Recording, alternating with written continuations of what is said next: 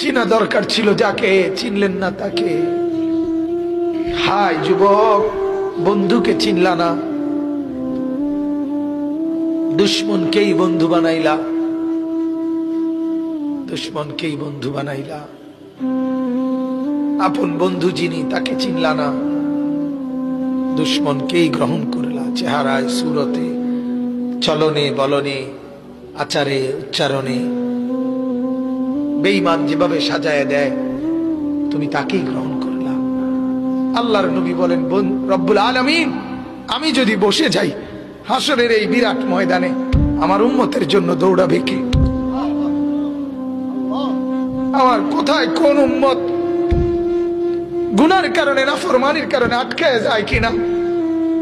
আমি যদি না ছুটি, আমি যদি না দৌড়াই, আমি বসে গেলে আমার উম্মতের জন্য দৌড়বে কে?